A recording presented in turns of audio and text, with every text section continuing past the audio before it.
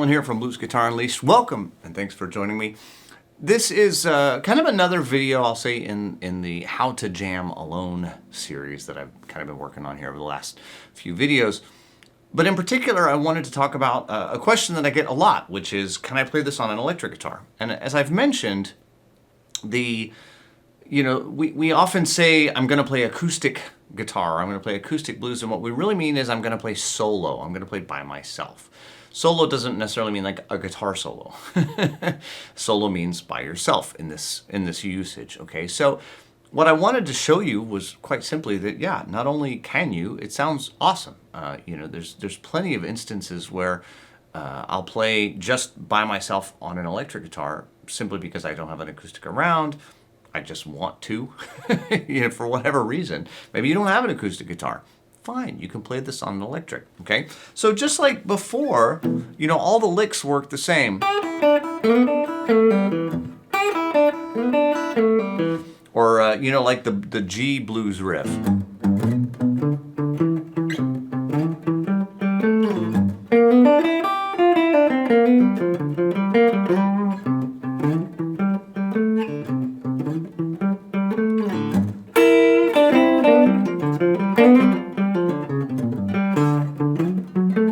Right, all that kind of stuff, and I'm just making stuff, but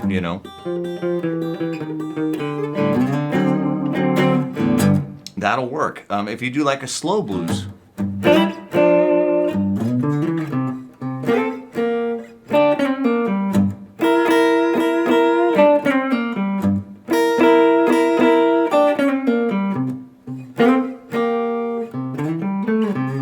Again, all that stuff works, and it works not only just fine, it works great. Now, I personally prefer the 335 for this sort of thing. I just like the tone. But I've done it on a Strat, I've done it on a Tele, I've done it on a Les Paul. It works just fine. It works just the same, okay? Not only that, but all of those licks that you've used, save over the blues in G, right? You may remember we had those licks. Okay, and I said, like, you have to move them if we wanna change them, right? So what if I were to play? Let's say I was to play a blues in G with a band. Okay, what if I wanted to use this stuff? I'll say for a band. So what I'm going to do is into my looper, I'm going to play a little G blues.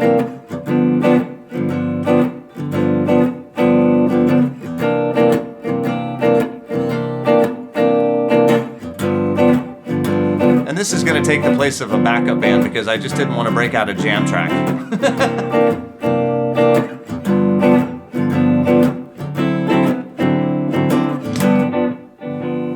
Okay, so now I've got this in here.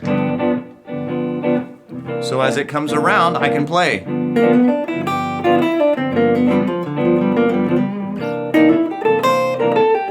There's...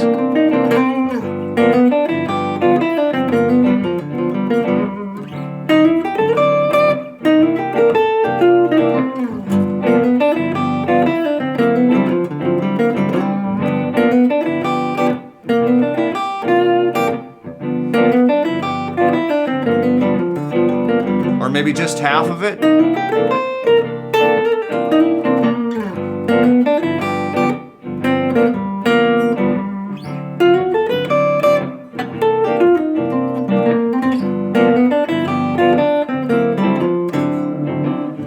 Okay, you can kind of mess around with those little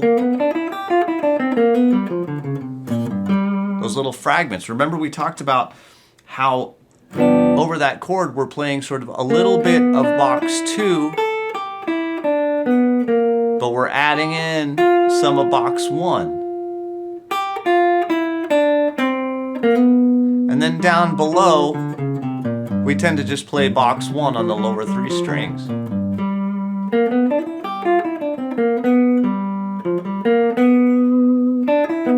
So as I go up, I tend to skip the 4.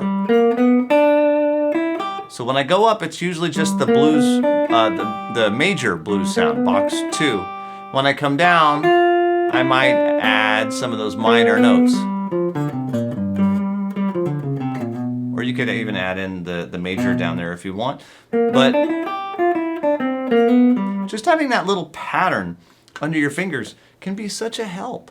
You can switch back and forth, like over that same thing. I could use made this lick, and now just minor.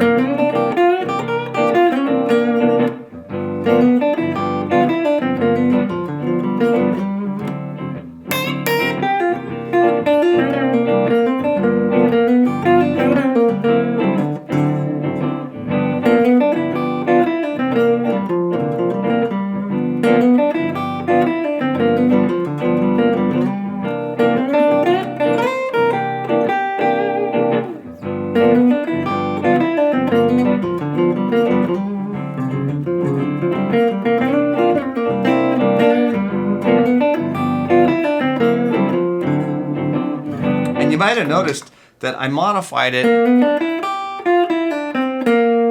and just left it right there.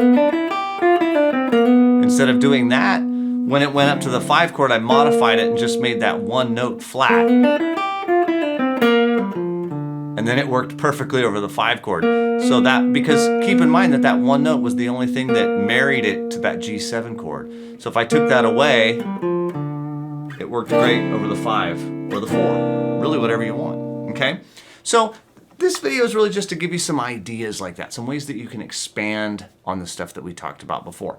Of course, there's gobs and gobs and gobs of different ways that you can use this stuff. There's hundreds of licks available, out there in the world. So make sure you get some and add them to your arsenal. But really, I just wanted to show you, you can play it just fine on an electric guitar. It sounds excellent.